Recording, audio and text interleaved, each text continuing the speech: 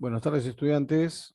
Muy buenas tardes. Vamos a continuar nuestra clase de reforzamiento eh, en su parte teórica o en su parte práctica, mejor dicho, ¿no? La parte teórica ya lo desarrollamos y ahora vamos a ir a la parte práctica, la aplicación, ¿no? De las leyes que hemos visto.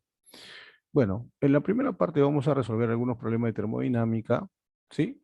Y continuaremos luego con problemas de electrostática.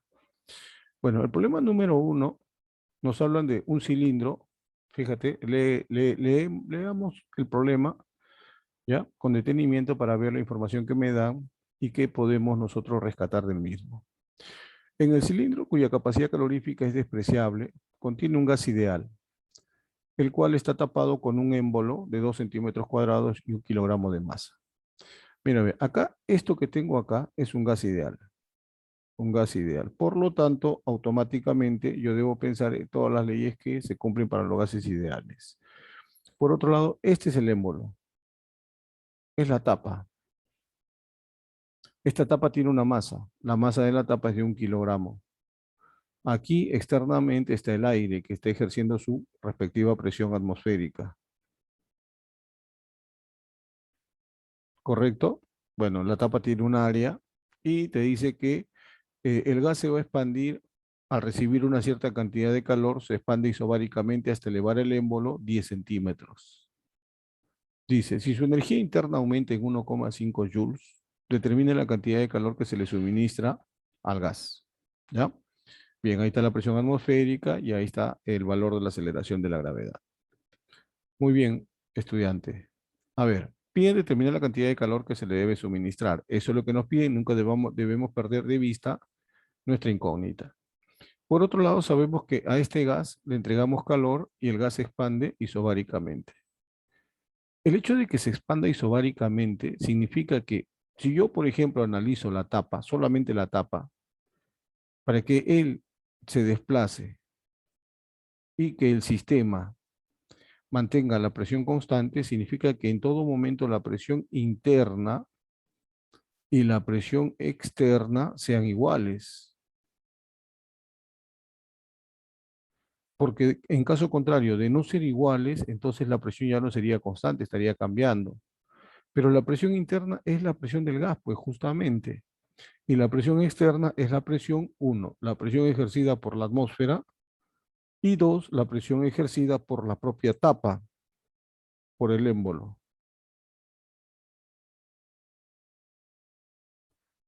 ¿De acuerdo? Entonces, a ver, como el área es el mismo, mira, ve, esto es la fuerza del gas por el área, esto es igual a la fuerza atmosférica por el área más la fuerza de gravedad del émbolo por el área. Mira, ve, se va y te queda que la fuerza del gas en todo momento del gas es igual a la fuerza atmosférica, si podemos llamarlo así, más la fuerza de gravedad de la tapa. ¿De acuerdo? Entonces, ¿y para qué hacemos esto? Bueno, esto lo hacemos para poder calcular el trabajo del gas. No ve que si la presión es constante, como el área de la tapa no cambia, la fuerza que ejerce el gas también es constante. Y el trabajo se puede calcular como fuerza por distancia. ¿Te das cuenta? Ya, entonces eso en mente. Muy bien, entonces seguimos por acá. Ahí está la fuerza del gas, que se va a igualar con la fuerza de gravedad de la tapa más la fuerza atmosférica, que sería el producto de la presión atmosférica por el área de la tapa. ¿De acuerdo? Ya, el desplazamiento del émbolo dice que es 10 centímetros. Muy bien, ya, eso también lo tenemos en mente. Ahora, aplicamos la primera ley de la termodinámica y lo que vamos a tener es lo siguiente. El calor entregado al sistema se emplea en parte para que el sistema realice trabajo, justamente el desplazamiento de la tapa del émbolo, más un cambio en la energía interna. Bueno, el cambio en la energía interna nos dan aquí de dato 1,5 joules. Lo que me quedaría por determinar es el trabajo del gas. Ahora, ¿cómo determino el trabajo del gas?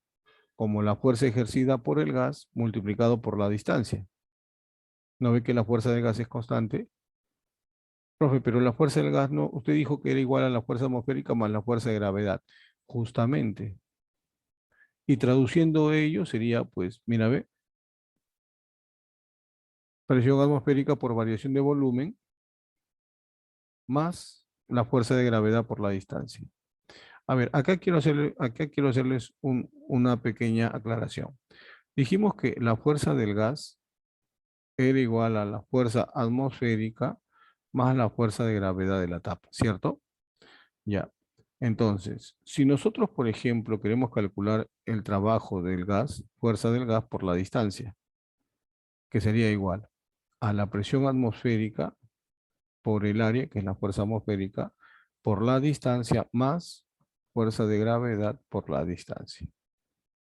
Entonces, esto es, repito, el trabajo del gas. Esto sería, a ver, presión atmosférica por el área de la tapa, por la distancia que se desplaza, eso sería la variación del volumen. Eso es lo que está acá. Y ahora a esto le voy a sumar el trabajo de la fuerza de gravedad, nada más. Pero ahora, todo esto es el trabajo del gas. Y la otra parte que tendríamos que considerar es la variación en la energía interna del gas. ¿Te das cuenta? Bueno, esto es dato. Esto es dato. ¿Y cómo obtengo esta primera parte, profe? Reemplazando los datos, pues. Justamente lo hemos colocado ahí para que los datos que me dan, mira, ve, tengo presión atmosférica, acá está presión atmosférica. Variación de volumen, tengo lo que se desplaza y tengo el área de la tapa. Tengo la fuerza de gravedad de la tapa y tengo el desplazamiento de la tapa. Ah, entonces lo único que me queda ahora es reemplazar. Claro, reemplacemos. Pues la presión atmosférica, 10 a la quinta pascal. Variación de volumen es el área de la tapa, que es 2 centímetros cuadrados, pasado a metro cuadrado. Y el desplazamiento de la tapa, que es 10 centímetros o 0,1 metro. A esto le sumamos el trabajo de la fuerza de gravedad, que sería fuerza de gravedad por desplazamiento, y ahora ello más el cambio en la energía interna. Si operamos, chicos, esto le va a salir 4,5 joules, que representa el calor que ha recibido el sistema para experimentar el proceso que te están indicando. Sí, la clave sería la C. Muy bien, vamos al problema número 2. Problema número 2.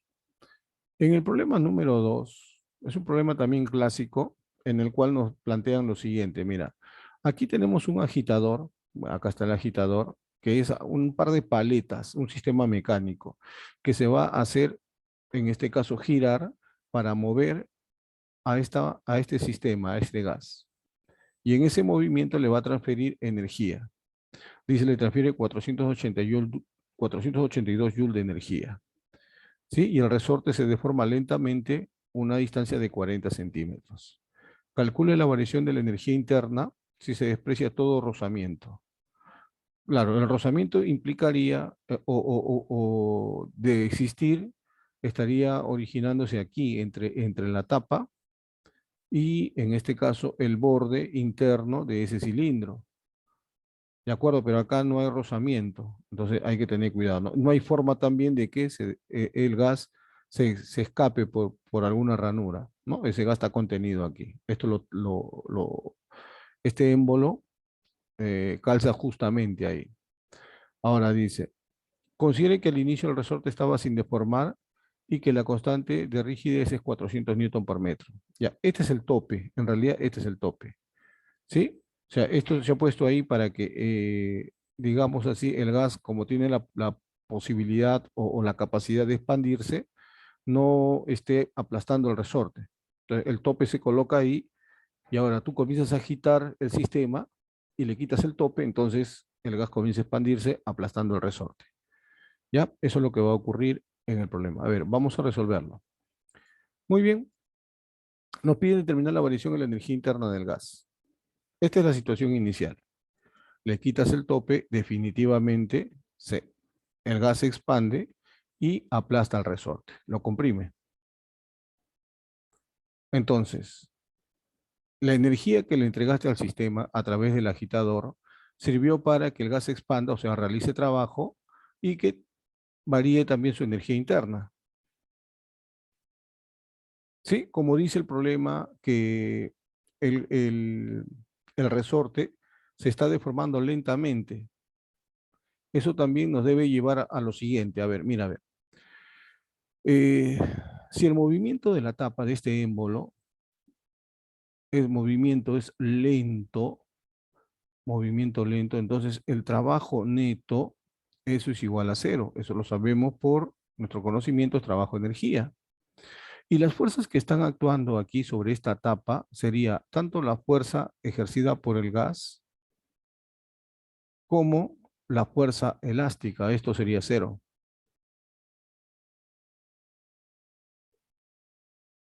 ¿Correcto? De donde el trabajo de la fuerza ejercida por el gas sería igual a menos el trabajo de la fuerza elástica. Por otro lado, como tú sabes que la fuerza elástica es una fuerza conservativa, esto es la energía potencial elástica inicial menos la energía potencial elástica final. Y con el signo negativo acá adelante, esto cambia de signo y se vuelve así. O sea, esto lo puedes escribir como la energía potencial elástica final menos la energía potencial elástica inicial. Como la inicial es cero, porque estaba sin deformar, entonces el trabajo del gas sería igual a la energía potencial elástica que tiene el sistema al final.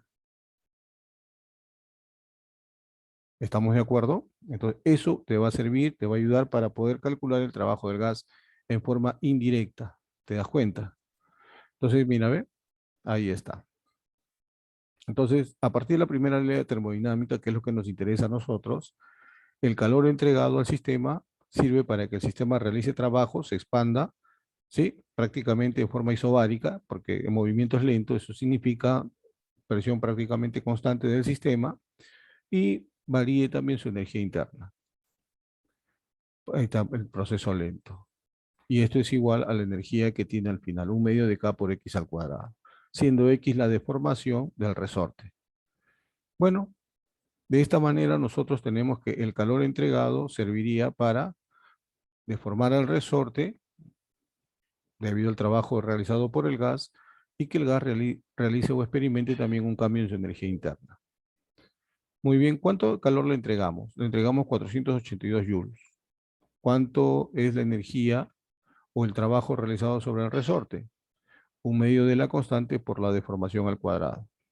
Y a esto le sumo el cambio de la energía interna. Operando te sale que el cambio en la energía interna del gas es de 450 joules. Eso es, esa es la respuesta, 450 joules. La variación en la energía interna del gas. La clave, la D.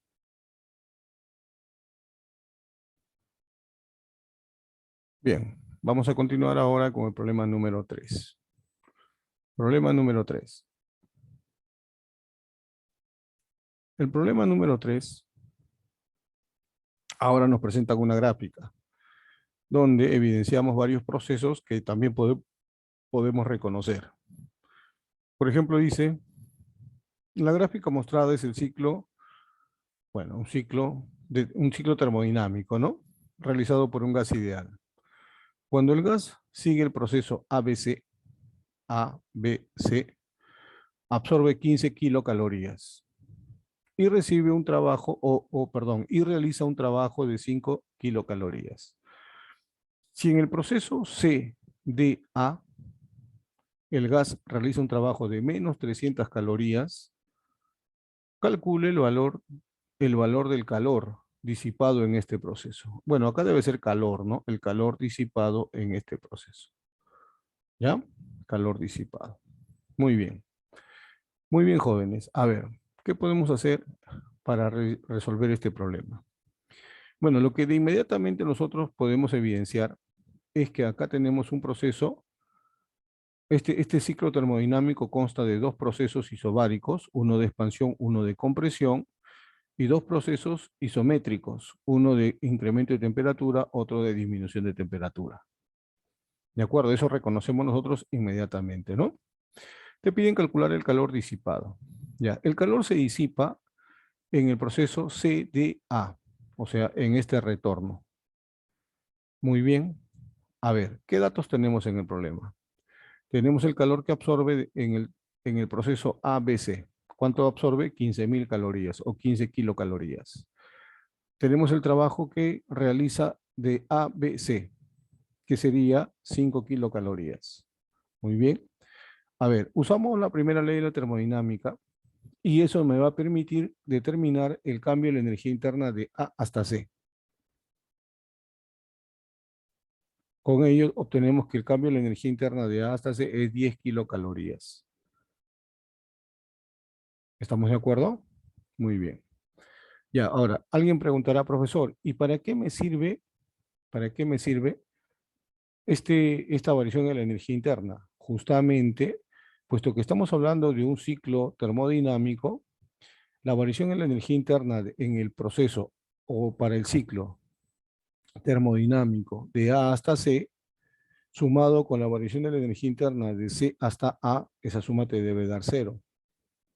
Por lo tanto, si yo, por ejemplo, quiero calcular o quiero conocer el cambio de la energía interna en el proceso CDA, sería el negativo del cambio de la energía interna de ABC.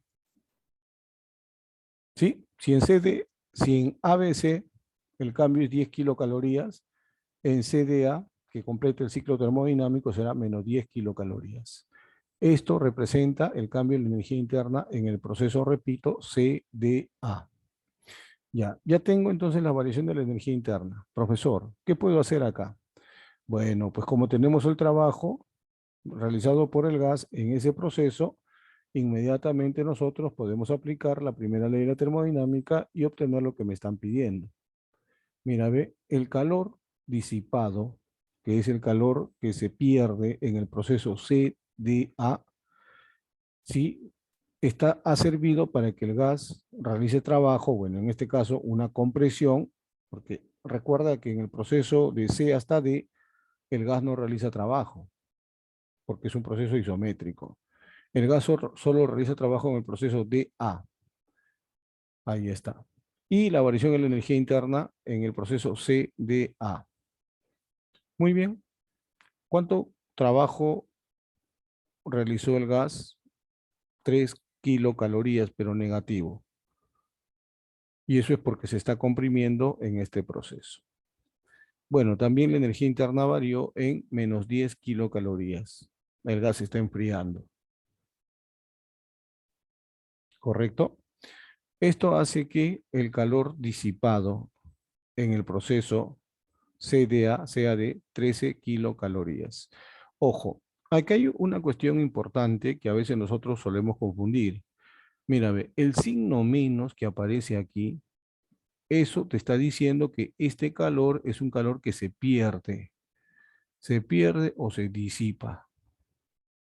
Pero si a ti te piden, oye, calcula el calor disipado, tú no vas a decir menos 13 kilocalorías. Si te piden el calor disipado, eso simplemente es 13 kilocalorías. ¿Estamos de acuerdo? ¿Sí? O sea, la interpretación física del signo que aparece para esta cantidad de calor es que este calor se está perdiendo. Y cuando tú vas a dar cuenta de la cantidad de calor perdido, es simplemente el valor de ello, 13 kilocalorías, lo cual nos daría la clave D. ¿Estamos de acuerdo? Tener en cuenta ese detalle, chicos. ¿Ya? Muy bien, 13 kilocalorías, la clave la D. Muy bien, ¿ve? Problema, aplicación directa de la primera ley de la termodinámica. Veamos el problema número 4. Problema número 4. A partir del ciclo termodinámico dice que desarrolla un gas ideal, tal como se muestra en la gráfica, calcula el trabajo neto en un ciclo. O sea, me piden calcular el trabajo neto en el ciclo termodinámico. Un aspecto importante, bueno, me dan acá el logaritmo natural de 3,5, que es 1,25, por ahí lo debo utilizar.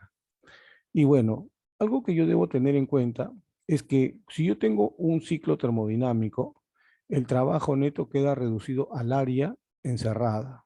El área aquí, el área encerrada por el ciclo, representa el trabajo neto en todo ese ciclo termodinámico. ¿De acuerdo? El trabajo neto. Mira, ve. Tenemos el proceso, vamos a darle estado 1 al estado 2, el proceso isotérmico, 1, 2. Ahora, si le pongo a él estado 3, tengo el proceso de compresión isobárica, 2, 3, y el proceso isométrico de aumento de temperatura, 3, 1. Muy bien, si me piden el trabajo neto, este trabajo neto es la suma de los trabajos en cada uno de los procesos.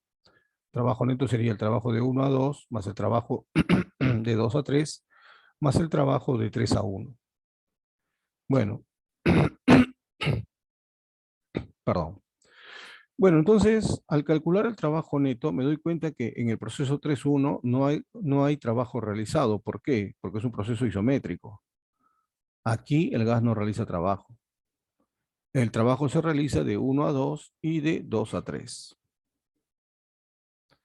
Bien, vamos a llamarle esta expresión número 1. Vamos a calcular los trabajos en cada uno de los procesos. Empecemos por el proceso isotérmico. Tú sabes que en el proceso isotérmico el trabajo del gas sería el área encerrada por este trapecio curvilíneo. ¿Sí? Lo que me faltaría es hallar, en este caso, este parámetro que sería la presión en 3, ¿no? Obviamente es igual a la presión en 2 porque es un proceso isobárico. Bueno, entonces yo utilizo la ecuación general de gases ideales y podríamos decir que en el proceso 1-2, a ver, mira, el proceso 1-2. La presión 1 por el volumen 1 entre la temperatura 1 sería igual a la presión 2 por el volumen 2 entre la temperatura 2. Como es un proceso isotérmico, la temperatura es constante, por lo tanto T1 y T2 son iguales. Y me quedaría el producto P1 por V1 igual a P2 por V2. ¿Sí? Si yo reemplazo los datos que tengo acá, presión 1, 7 kilopascal. Bueno, la unidad es irrelevante puesto que se va a obtener en esa unidad. El volumen 1, 0,2 y el volumen 2, 0,7. Lo cual hace que la presión 2 sea de 2 kilopascal en realidad. 2 kilopascal. ¿Ya? 2 kilopascal. Ya. Ahora, con esto puedo calcular a continuación el trabajo del gas en el proceso isotérmico. ¿Recuerdas que el trabajo del gas en un proceso isotérmico venía dado por esta relación? Presión por volumen por el logaritmo natural. Te dije siempre el volumen 2, el final, entre el volumen inicial. Ah, ya. Entonces, ¿qué hago? Trabajo del gas sería, mira, ve, presión, en este caso sería 7. Volumen 0,2. ¿Sí? Logaritmo natural de volumen final 0,7, volumen inicial 0,2. Profesor, ¿y cómo calculo esto? Bueno, pues te va a quedar así, ¿no? 7 por 0,2 por el logaritmo natural de 3,5. Y justo este logaritmo natural te dan de dato, mira, ve, no era una casualidad, era algo que ibas a usar más adelante, fíjate. Por lo tanto, al reemplazar los valores, vas a tener que el trabajo del gas en el proceso 1-2 es de 1,75 kilojoules. 1750 joules de trabajo en el proceso de expansión isotérmica. Muy bien. Bueno, a esto lo vamos a llamar 2, ¿ya? Vamos a llamarle 2. Bien, ahora continuamos con el proceso isobárico, el proceso de 2 a 3. Como es una compresión, el trabajo del gas es negativo. Tenga en cuenta ese detalle. En compresión te dije que el trabajo del gas se consideraba negativo. Bueno, entonces, y como es isobárico, el trabajo simplemente es presión por variación de volumen. ¿Correcto? La presión es 2 kilopascal por la variación de volumen que es de 0,2 a 0,7, ¿no? O volumen final menos volumen inicial. Ahí tienes que el trabajo del gas sale negativo. 1000 joules o 1 kilojoule. Bueno, jóvenes, a esta expresión le vamos a llamar expresión número 3. Finalmente, vamos a reemplazar 2 y 3 en la expresión 1. y me va a dar un trabajo neto de 1,75 menos 1, o sea, 0,75 kilojoules. 750 joules de trabajo es el trabajo neto en este ciclo termodinámico. ¿De acuerdo? Tenga en cuenta el detalle y la clave sería la C de casa. Muy bien, problema siguiente, problema número 4. O bueno, problema 5 en todo caso. El problema siguiente, jóvenes, nos habla, por ejemplo, de una máquina térmica que funciona de acuerdo al ciclo mostrado. ¿Sí? Es un ciclo termodinámico consta de 3 procesos, ¿no? Bueno, el proceso AB, el proceso BC y el proceso CA. Si la energía absorbida por el ciclo es de 40 kilojoules, determine la energía disipada por el ciclo y además la eficiencia de la máquina térmica. A ver, empecemos. Este es el esquema simplificado de una máquina térmica. Ahí está la máquina térmica que recibe calor y parte de ese calor lo utiliza como trabajo útil y parte se pierde como calor disipado, ¿no? Sí, calor perdido también. Ya. Por otro lado, este es el foco caliente, este es el foco frío. ¿Sí? Este es el foco caliente o caldero, y este es el foco frío o sumidero. Sí, este se encuentra a una alta temperatura y este se encuentra a una baja temperatura. Bueno, ahí está el ciclo correspondiente. Muy bien, ¿qué tenemos que hacer? Bueno, tenemos el esquema simplificado de la máquina térmica y me piden el calor que se disipa. Por otro lado, habíamos dicho que el área encerrada por la gráfica representa el trabajo del gas. Sí, el trabajo en todo el ciclo es el área simplemente. Eh, a partir de la conservación de la energía para la máquina térmica, el calor que recibe la máquina, lo que entra a la máquina es lo mismo que tiene que salir. Una parte como trabajo útil y lo otro como calor disipado. Ahí está, mira, a ver. ¿Cuánto recibe la máquina? 40 kilojoules. ¿Cuánto trabajo realiza la máquina? Bueno, ese trabajo realizado por la máquina lo podemos calcular a partir de la gráfica del ciclo. ¿Cómo? El área. El área representará el trabajo realizado por el ciclo termodinámico. Entonces, en la gráfica presión-volumen, el trabajo es el área y eso te va a salir ¿cuánto? A ver, es un, un triángulo, ¿sí? Que sería un medio de la base por la altura. ¿Sí? Un medio de la base 0,2 metro cúbico y la altura es de 100 kilopascal. Multiplicando ello, el trabajo te sale 10 kilojoules. Reemplazando en 1, ¿sí? El calor 2 es de 30 kilojoules. ¿Sí? Este es el calor perdido, el calor cedido o el calor que se vierte al sumidero, al foco frío. ¿Ya? Calor 30 kilojoules.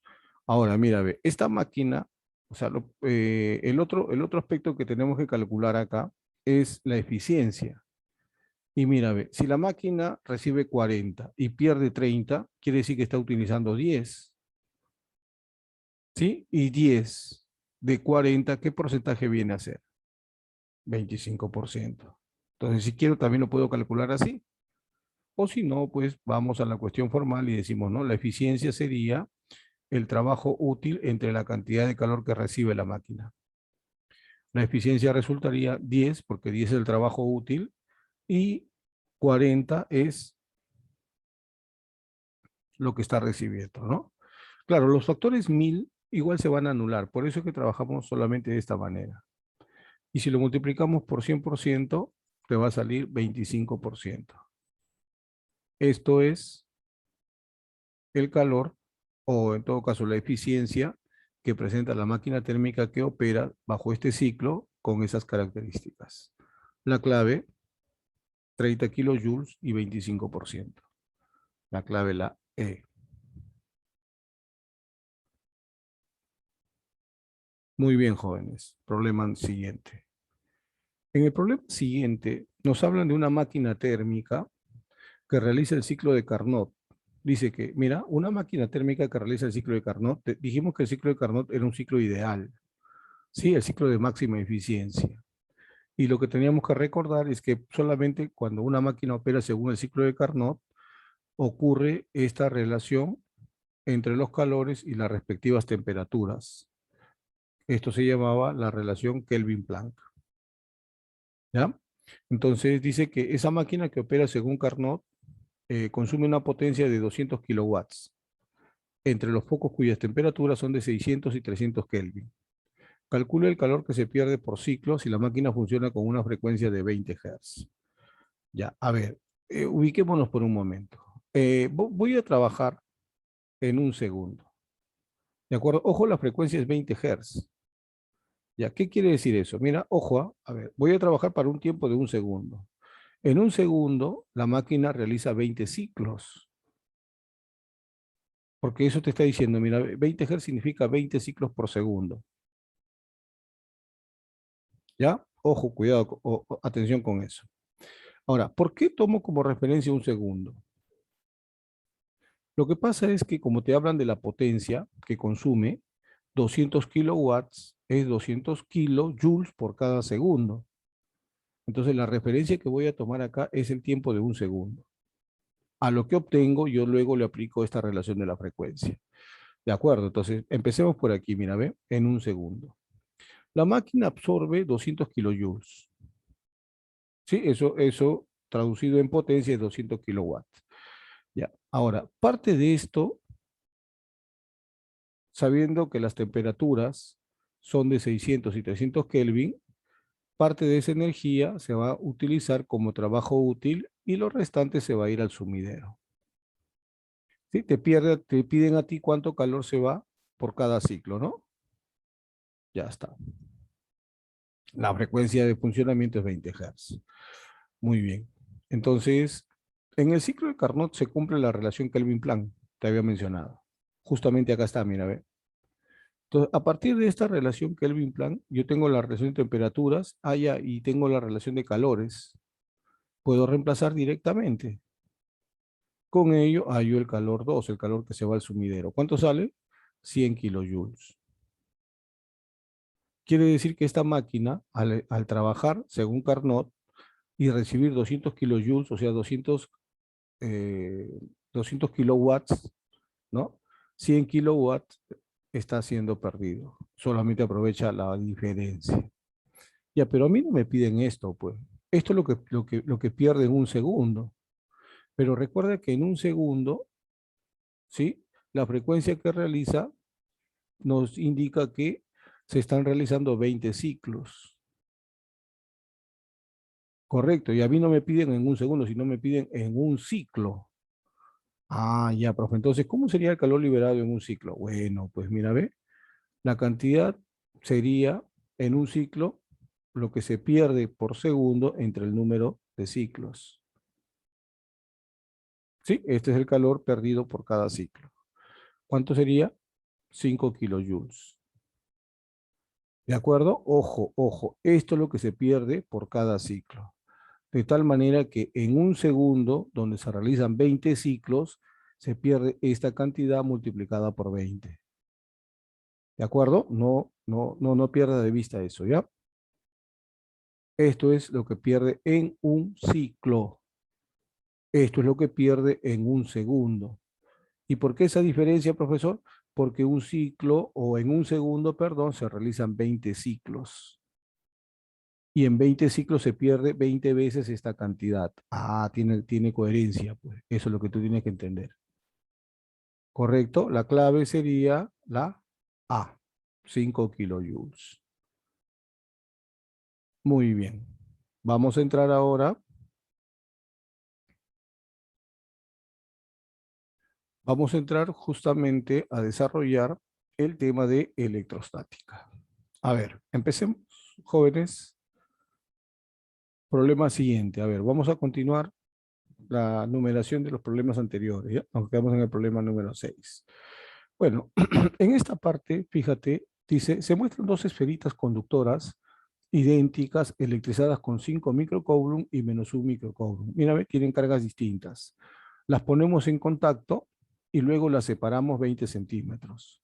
De modo que tienen ahora la misma cantidad de carga eléctrica. Determina el módulo de la fuerza eléctrica entre ellas.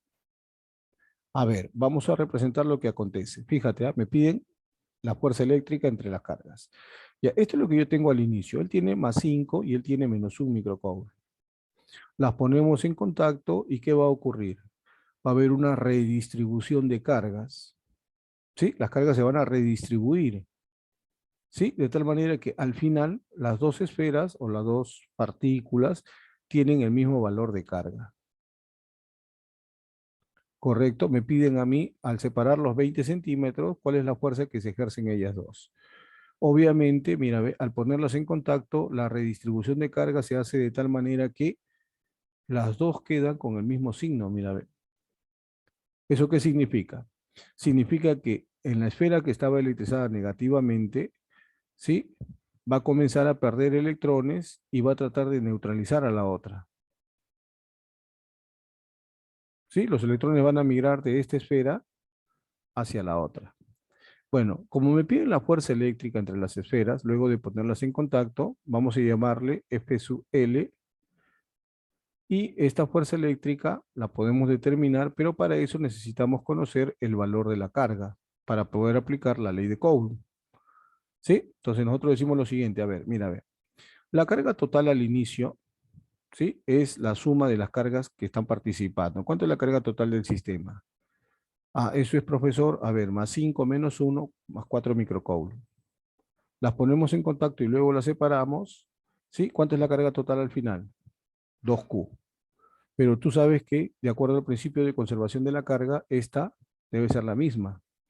Por lo tanto, de acuerdo a este principio, yo tengo que Q es de 2 microcoulomb. Ya tengo la carga de las partículas al final, mira, ¿ve? Y ahora, ¿qué puedo aplicar? Simplemente la ley de Coulomb. Al aplicar la ley de Coulomb tendríamos, pues, aquí hay que tener en cuenta lo siguiente. Como no me dicen qué medio rodea las partículas, es implícito, o sea, tú tienes que suponer que lo que está rodeando al sistema es el aire o vacío. Por lo tanto, el coeficiente de Coulomb cuando hablamos del aire o vacío es 9 por 10 a la 9. La carga, cada una de ellas es 2 por 10 a la menos 6, ¿sí? 2 microcoulomb, dividido entre la distancia, que es 20 centímetros, que lo debo pasar a metro. Operando, chicos, esto le va a salir ¿cuánto? A ver, operemos, se cancela, y me sale 9 por 10 a la menos 1 o simplemente 0,9 newton. Es la fuerza eléctrica con la cual las partículas se están repeliendo. La clave, la C. Muy bien, entonces aquí hemos repasado concepto de conservación de carga y ley de Coulomb. Problema siguiente. A ver, en el problema siguiente ya vamos a hablar de fuerza eléctrica, pero ahora cuando el cuerpo esté en equilibrio, fíjate. Mira, dice, en el gráfico mostrado, la fuerza eléctrica entre las esferas con cargas 8 microcoulomb, mira, son de mismo valor de carga. Por lo tanto, si son del mismo valor las cargas, mismo signo incluso, se deben estar repeliendo, ¿no? Dice, mantiene en equilibrio el sistema. Calcule la masa de la barra homogénea despreciando la masa de las esferas. Bueno, a ver, vamos a representar lo que está aconteciendo acá. Mira, a ver. Esta barra está en equilibrio. Fíjate, de no estar esta carga que ves aquí, de no estar esta carga, esta barra rotaría, ¿no? Pero no rota, ¿por qué? Porque al interactuar eléctricamente entre ellas, va a ejercer una fuerza eléctrica de repulsión, que va a contrarrestar el efecto que produce la fuerza de gravedad de la barra. ¿Te das cuenta? Profesor, ¿y son las únicas fuerzas que actúan? No, pues acá hay otra fuerza. Profe, ¿y esta fuerza no actúa sobre esta línea? No, ¿por qué?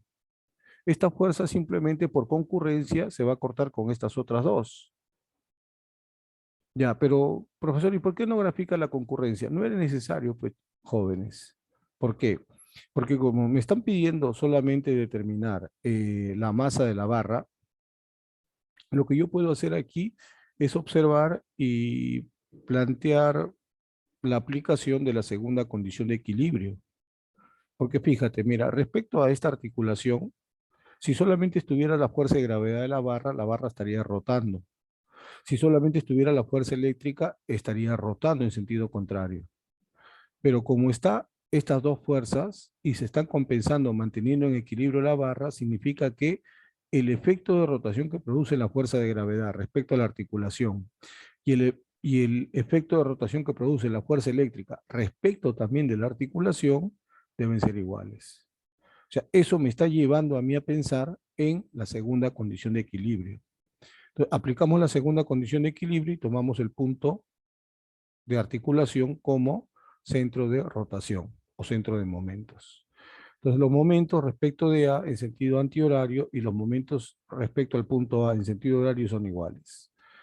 La fuerza eléctrica produce rotación antihoraria y la fuerza de gravedad respecto al punto A, rotación horaria. Igualamos los momentos. A ver, momento de la fuerza eléctrica respecto de A es igual al momento de la fuerza de gravedad respecto de A. Bueno, la fuerza eléctrica sería por la distancia 1. A ver, fuerza por la distancia. La distancia sería la perpendicular bajada desde el centro de rotación. Y justo coincide con esta longitud, mira, ve, qué casualidad. Y esto sería igual al momento producido por la fuerza de gravedad, que sería fuerza de gravedad por la distancia que se obtiene al bajar la perpendicular desde el centro de rotación hasta la línea de acción de la fuerza, la mitad de la longitud de la barra. Eso es porque la barra es homogénea. Muy bien, si reemplazamos los datos correspondientes, fuerza eléctrica por 0,4 es igual a 10m, que es la fuerza de gravedad por 0,25, obtenemos nosotros de ahí una relación para la masa y esta es de la siguiente manera. A ver, es 4,25 de la fuerza eléctrica. Ahora, tendría que calcular la fuerza eléctrica entre las cargas. Bueno, pues la fuerza eléctrica a partir de la ley de Coulomb sería de la siguiente manera, ¿no? K producto de cargas entre el cuadrado de la distancia. Como te vuelvo a repetir, si no te dicen que rodea las cargas, debes suponer aire o vacío. Y si acá hay aire o vacío, K es 9 por 10 a la 9. La carga de 1 es 8 microcoulomb, la carga 2 también es 8 microcoulomb, ahí está, dividido entre la distancia, que por ser un triángulo rectángulo, la distancia te sale 0,3 y eso elevado al cuadrado. Muy bien, jóvenes, apliquemos esto por aquí, operemos, ¿sí?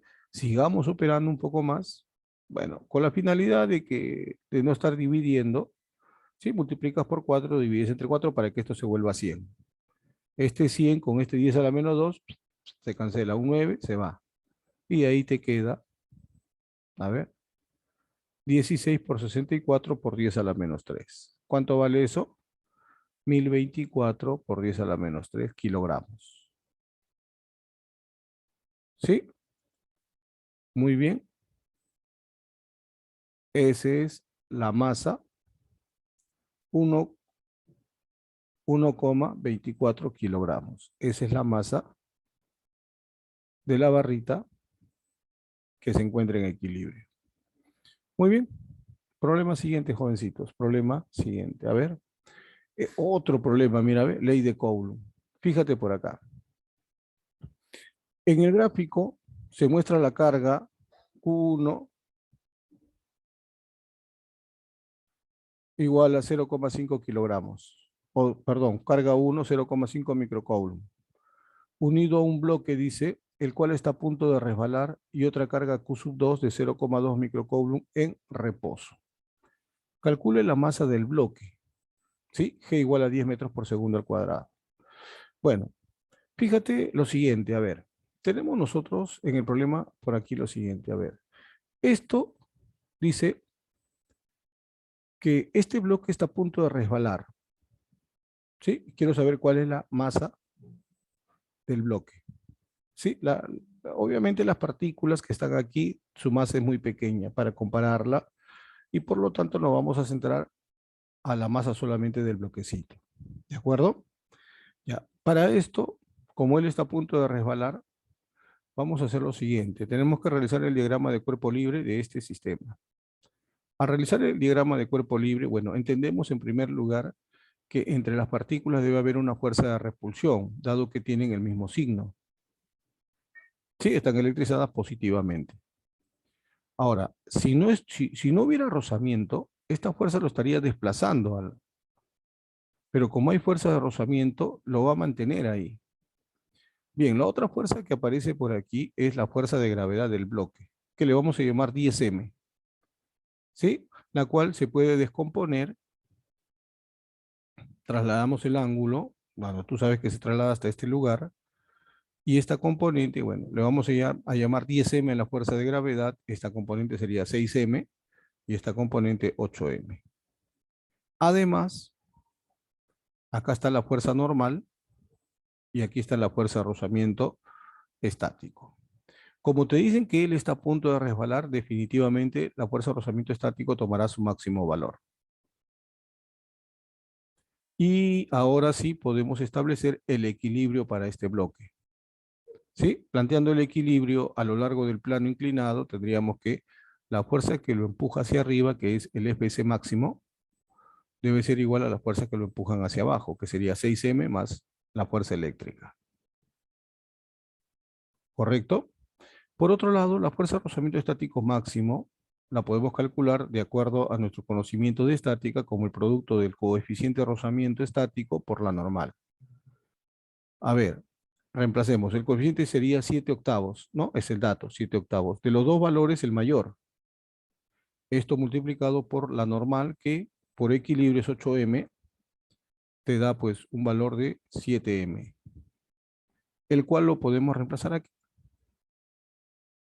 Ahora, la fuerza eléctrica, ojo que te está pidiendo a ti la masa, ¿no es cierto?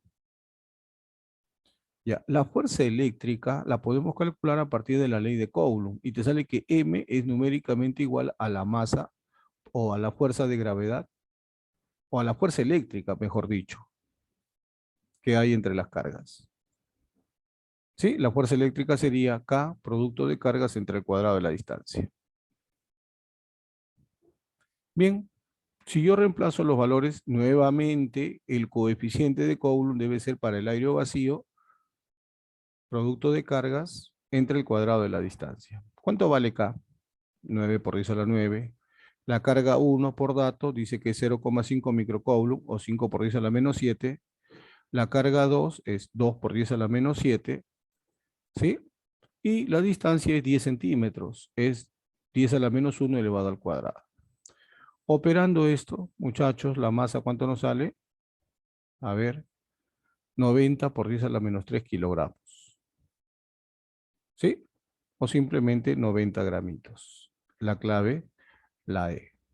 ¿Ya? Entonces había que establecer el diagrama de cuerpo libre, descomponer adecuadamente las fuerzas y luego simplemente equilibrarlas, ¿no? Tomando en cuenta, y si te has dado cuenta hasta ahora, cuando hablamos de electrostática, estamos aplicando las leyes del equilibrio o las leyes de la mecánica en sistemas donde además de las fuerzas que ya conocemos, aparece una fuerza más. Y en este caso es la fuerza eléctrica que la obtenemos a partir de la ley de Coulomb. Muy bien, jóvenes, vamos a desarrollar el problema siguiente.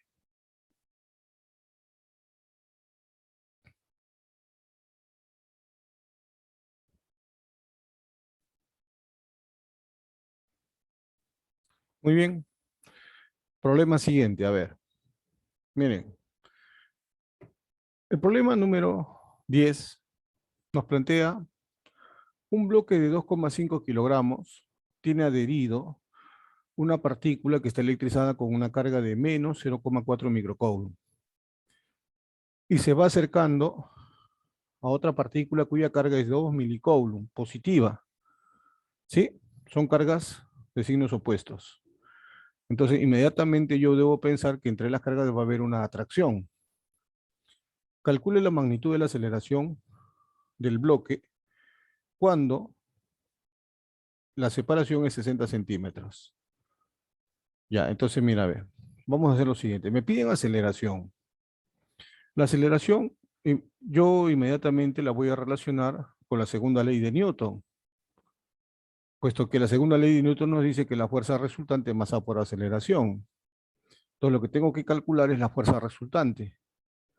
Y para hallar la fuerza resultante tengo que hacer el diagrama de cuerpo libre del bloque, pues. ¿Ya? Entonces vamos a hacer esto, mira, ve, ahí está. Cuando la distancia es 60 centímetros, hago el diagrama de cuerpo libre del bloque. Su fuerza de gravedad, la fuerza eléctrica de atracción, la fuerza de rozamiento cinético, puesto que él está resbalando, y la fuerza normal. ¿Ya? Entonces, mira, ve, cuando la distancia es 60 centímetros, nosotros vamos a poder determinar o vamos a buscar la aceleración. Eso es lo que me dice el problema. Bien, ¿podemos calcular la fuerza de rozamiento cinético? Sí, pues esto es mu sub k por la normal. Y lo que tenemos es que la fuerza de rozamiento cinético vale 12,5 newton. Bueno, entonces, la fuerza eléctrica, profesor. Bueno, la fuerza eléctrica a partir de la ley de Coulomb lo vamos a obtener como, justamente para la distancia que me están dando en el problema, el valor de la fuerza eléctrica sería mediante esta relación, ¿no? K producto de cargas entre el cuadrado de la distancia. Obviamente, repetimos, cuando no te dicen nada, debes suponer aire o vacío. La carga 1, 0,4 microcoulomb, la carga 2, 2 milicoulomb, y la distancia 60 centímetros, esto elevado al cuadrado. Si nosotros reemplazamos los valores y operamos, la fuerza eléctrica nos sale 20 newton. Muy bien. Ahora sí, una vez que tenemos las fuerzas, podemos aplicar directamente la segunda ley de Newton. Y la segunda ley de Newton nos dice que la fuerza resultante es la masa por aceleración. ¿Sí?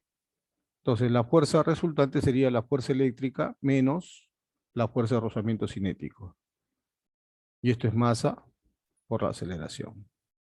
De donde la aceleración resulta 3 metros por segundo al cuadrado.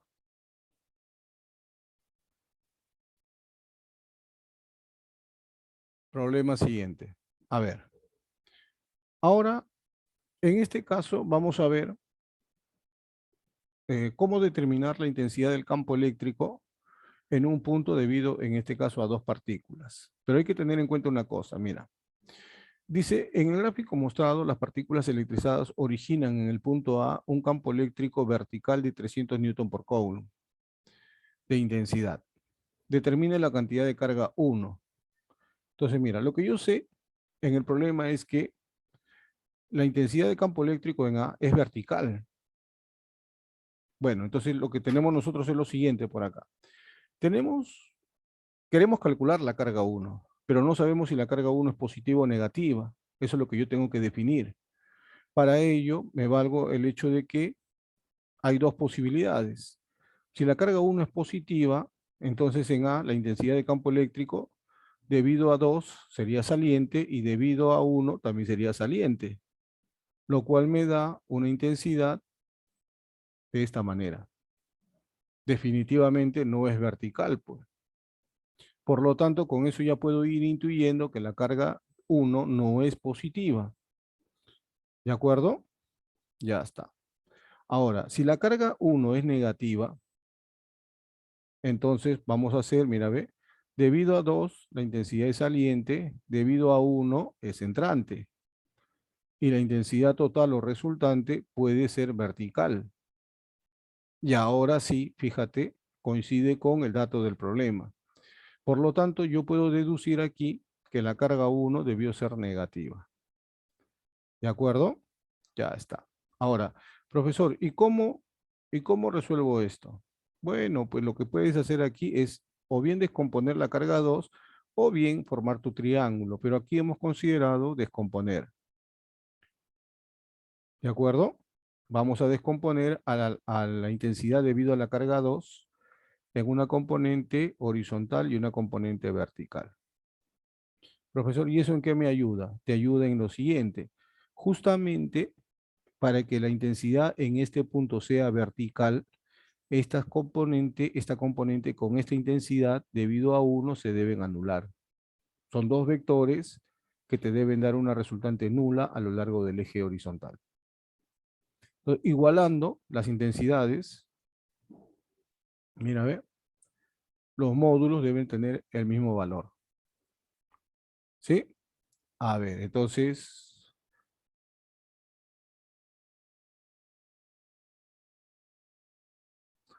como esta componente, según el problema, vale 300 newton por coulomb, porque es justamente la resultante, ¿sí?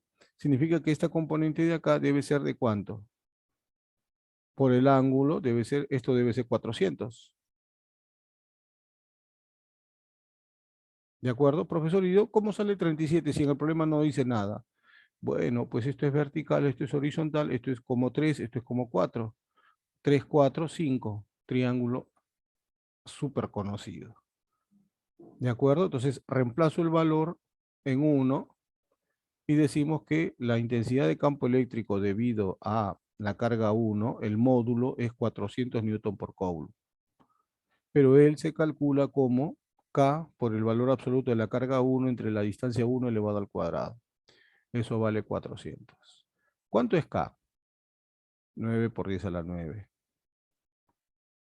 ¿Sí? La carga 1, ahí está en valor absoluto, y la distancia que es 1,2 al cuadrado. Operando, la carga 1 nos sale 64 por 10 a la menos 9. Pero ese es el valor absoluto. Como la carga 1 es negativa, para ello vas a tener que quitarle las barritas y ahora le adicionas el signo. ¿Sí? La clave sería menos 64 por 10 a la menos 9 coulomb. ¿De acuerdo? Sí, ese sería el valor de la carga 1. Bueno, acá debió haber sido esta, la C, ¿no? Solamente que aquí se le puso una coma, bueno, ya ustedes pueden darse cuenta del resultado. Y aún incluso en este tipo de situaciones puede haber alguna pequeña corrección. Muy bien, problema siguiente. Bien, acá nos dicen el problema siguiente, dice, una esfera metálica de 6 kilogramos, electrizada con menos 2 por 10 a la menos 2 coulomb, está en equilibrio. Si la rigidez del resorte aislante es de 10 newton por centímetro, o sea, la constante de rigidez, determine la medida del ángulo θ y la deformación del resorte. Bien, bien, jóvenes. A ver, estamos hablando ahora de una región donde, mira, ve, el campo es representado por líneas de fuerza paralelas e igualmente separadas. Es decir, estamos hablando de un campo homogéneo. ¿De acuerdo? Esta partícula que está adherida a un resorte, partícula electrizada, está en equilibrio. Y vamos a hacer el diagrama de cuerpo libre de esta esfera para poder establecer justamente la condición del equilibrio que experimenta. Bien, a ver, una fuerza que actúa sobre él es su fuerza de gravedad. Como la carga es negativa, ¿sí? Esta es atraída por esta zona. Recuerda que las líneas de fuerza salen de la zona positiva hacia la zona negativa, ¿sí? Es por eso que se mantiene el resorte de esta manera. Y eso hace que se esté estirando el resorte. El resorte está estirado, ¿sí? La fuerza eléctrica de esta manera. Bueno, esas tres fuerzas van a estar, me están hablando del equilibrio del cuerpo. Por lo tanto, las tres fuerzas deben formar una figura cerrada, un polígono. Y en este caso el polígono con tres lados sería un triángulo, ¿no? Sí, entonces si trasladamos nosotros adecuadamente cada una de estas fuerzas, mira, la fuerza elástica, la fuerza de gravedad y a continuación la fuerza eléctrica. Sí, ahí está. Tendría que trasladar los angulitos, mira, ve. A ver, ese es el ángulo θ, esto es 30 grados. Sí, ahí está, mira los ángulos. Muy bien, esto sería 60. Este ángulo de acá sería θ más 30. Y lo que podríamos hacer es lo siguiente, mira. Si nosotros, por ejemplo, determinamos el valor de la fuerza eléctrica, que lo podemos hacer porque estamos frente a un campo homogéneo, y hemos dicho que cuando una partícula electrizada se encuentra al interior de un campo homogéneo, la fuerza eléctrica que experimenta es constante y vale la carga por la intensidad de campo. La carga es, ahí está el dato, 2 por 10 a la menos 2. Pero como estoy hablando del valor absoluto, solamente voy a representar la cantidad, ¿no es cierto? Y la intensidad de campo eléctrico que te están diciendo por acá, que es 3 kilonewton por coulomb. Ahí está. Operando este resultado te da 60 newton. O sea, a ver, la fuerza eléctrica 60 newton. Esto significa que el triángulo que se ha formado es, bueno, a primera vista es isósceles, ¿no? Pero como el ángulo desigual es 60, entonces será un triángulo equilátero. Lo cual hace que la medida del ángulo θ sea 30 grados. ¿Sí? La fuerza eléctrica 60 newton. eh, y eso implica que la fuerza elástica también sea 60 newton. Como es equilátero, los tres lados son del mismo valor.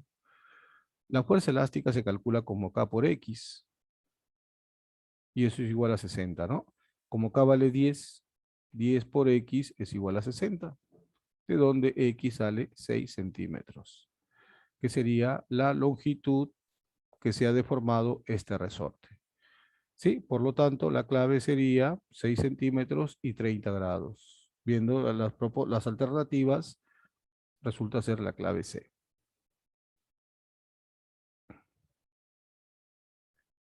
Muy bien, jóvenes. Problema siguiente. A ver. La gráfica muestra, dice, el instante en que la pequeña esfera se desprende de A. Si ésta se encuentra dentro de un campo eléctrico homogéneo, determine su rapidez al cabo de 2 segundos. ¿Sí? La masa de la esfera es de 100 gramos, la carga de la misma es de 5 microcoulomb, el campo homogéneo donde ésta se mueve es de 5 por 10, o perdón, 10 a la quinta newton sobre coulomb, y G 10 metros por segundo al cuadrado. Bueno, queremos determinar cuánto vale la rapidez de la partícula 2 segundos después de haberse lanzado, ¿no? Entonces, mira, vamos a suponer que él describe una trayectoria curvilínea de esta forma. No es una parábola, por si acaso, tenga en cuenta ese detalle, no es una parábola, no es un movimiento parabólico. ¿Y eso por qué?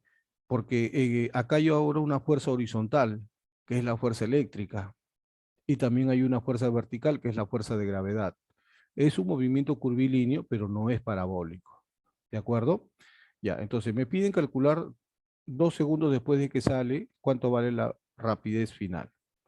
Bueno, entonces lo que vamos a hacer es lo siguiente, a ver, esa rapidez que tiene en este punto, ¿sí? Va a tener una componente horizontal y una componente vertical. ¿Sí? De tal manera que esa rapidez sería la resultante de estas dos. ¿De acuerdo?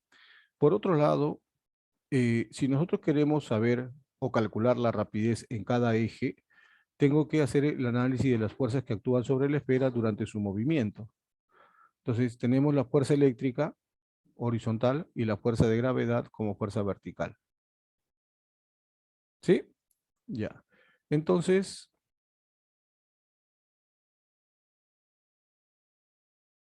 no es exactamente un movimiento parabólico el que realiza la partícula. Lo que sí podemos hacer es analizar el movimiento en cada eje. ¿De acuerdo? Entonces, por ejemplo, si nosotros analizamos en el eje vertical, a ver, esto de acá no es del todo cierto, ¿ya? Permítame hacer esa corrección. Fue un exabrupto. Ya está. La rapidez final es igual a la inicial más gravedad por el tiempo, trabajando solo en la vertical. ¿Correcto? Entonces la rapidez final sería inicial más, bueno, la inicial en la vertical es cero, porque como sale horizontalmente, la velocidad vertical es cero. Eso lo sabemos nosotros de nuestros conocimientos del estudio del movimiento parabólico. Por lo tanto, al cabo de 2 segundos en la vertical va a tener 20 metros por segundo. Bueno, eso sí lo sabemos. Ya está, ya tenemos esta componente. Ahora, me falta la componente horizontal. La componente horizontal la vamos a obtener analizando un MRV en esa dirección. ¿Te das cuenta? No puede ser parabólico, pues. No puede ser parabólico. Ya, entonces, lo que tenemos aquí, o no por lo menos un parabólico como el que conocemos nosotros, el de caída libre. ¿De acuerdo? Eso es lo que tenemos que tener en cuenta. Ya, entonces, fíjate por acá. En la horizontal, tendríamos que la velocidad final en el eje X va a ser igual a la velocidad inicial en X menos, porque está desacelerando, fíjate, ¿Y cómo sé que está desacelerando, profe, en el eje X? Fíjate la dirección de la fuerza, que es la misma que la dirección de su aceleración y la dirección de su velocidad. Son opuestas. Está desacelerando en el eje X. Ah, ya, entonces, eso significa que la velocidad final en X sería velocidad inicial menos aceleración por el tiempo. Ah, ya. Por lo tanto, yo quiero ahora calcular esta velocidad final, necesito saber cuánto vale la aceleración en el eje horizontal. Para eso yo voy a aplicar en la horizontal la segunda ley de Newton. Fuerza resultante, masa por aceleración. Pero la fuerza resultante en la horizontal es la fuerza eléctrica. Eso es intensidad por la carga igual a la masa por la aceleración en X. Sí, conozco los valores y conozco, pues mira, ve, la carga, conozco la intensidad, conozco la masa y con ello tengo que la aceleración en X sale 5 metros por segundo al cuadrado. Profesor, entonces, si tengo la aceleración para ir a la velocidad final en X, a ver, reemplazo, ¿y cuánto me sale? Cero. Oiga, ¿qué quiere decir? Que en esos 2 segundos, en la horizontal, su velocidad se redujo hasta cero. Esta componente no existe. Y la velocidad final es solamente la que tiene en el eje vertical. Por lo tanto, la velocidad final de la esfera es de 20 metros por segundo, el valor final de su velocidad. Bueno, al cabo de los 2 segundos. Muy bien, jóvenes, por lo tanto la clave sería la D. Bien, muchachos, espero pues que estos problemas les puedan servir para poder seguir reforzando su preparación y puedan continuar su camino hacia la universidad. Nos vemos, chicos. Muchas gracias por la atención. Cuídense y sigan estudiando.